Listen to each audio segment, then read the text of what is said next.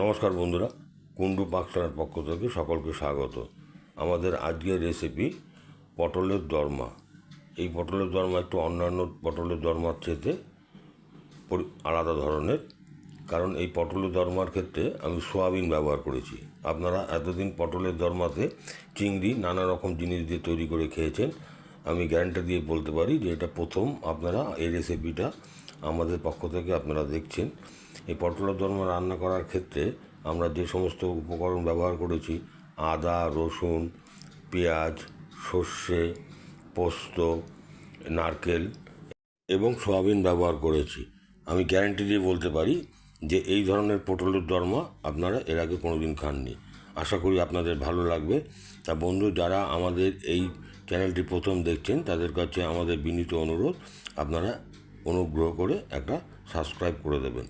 তা দেখতে পাচ্ছেন আমি প্রথমে পটলগুলিকে ছাড়িয়ে নিয়েছি, একটা চাকুর সাহায্যে ছাড়িয়ে নিয়েছি হালকা করে। তারপরে পটলের মুখটা কেটে নিয়েছি, দুদিকের মুখটা একদিকের মুখটা বেশি করে কেটে নিয়েছি, কারণ পরে ওটা লাগবে আমাদের। এবং একটা চাকুর সাহায্যে আমরা পটলের ভেতরে সমস্ত দানাগুনি বের করে নিয়েছি। বের করে নিয়ে দানাগুনিকে আমরা কাজে লাগিয়েছি।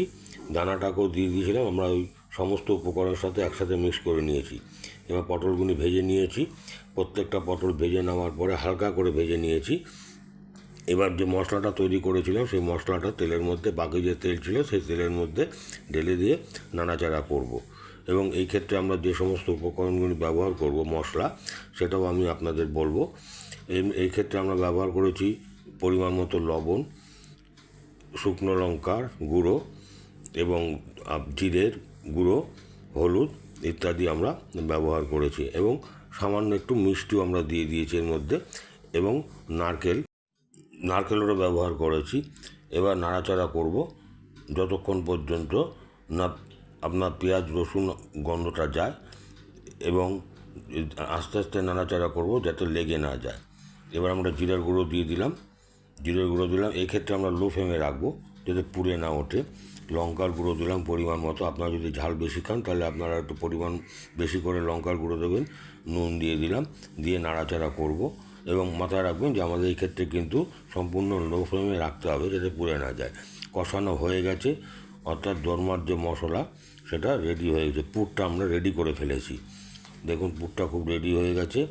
এবার এই ক্ষেত্রে পুর ভরে আমরা পটলের মধ্যে যে পুর তৈরি করেছি সেটা ভরে, এবং আমরা যে কেটে রেখেছিলাম পটলের দু সাইড, একটা সাইড বেশি করে কেটে রেখেছিলাম, সেটাকে দরমা ভেতরে, অর্থাৎ যে মশলা ভরে ভেতরে আমরা মুখটা দিয়ে আমরা টুথপিকের ব্যবহার করব। কাঠের যে টুথপিক পাওয়া যায় সেই টুথপিকের ব্যবহার করব যাতে মুখটা না খুলে চলে যায় তৈরি করার সময়। সেই দেখতেই পাচ্ছেন সুন্দর করে। এক্ষেত্রে আপনারা হাতের ব্যবহার, আঙুলের ব্যবহার করতে পারেন, বা চামচ দিয়ে ভরতে পারেন। আমরা হাতের সাহায্যে ভরেছি, সমস্ত পুরগুলো ভরে নিচ্ছি, দেখতেই পাচ্ছেন। এবং মুখটা দেখুন কীভাবে আটকাচ্ছি টুথপিকের সাহায্যে। এইভাবে আপনারা আটকা নেবেন, এবং খাওয়ার সময় টুথপিকটা অবশ্যই বের করে নেবেন। আমরা এইভাবে প্রত্যেকটা পটল রেডি করে নেব।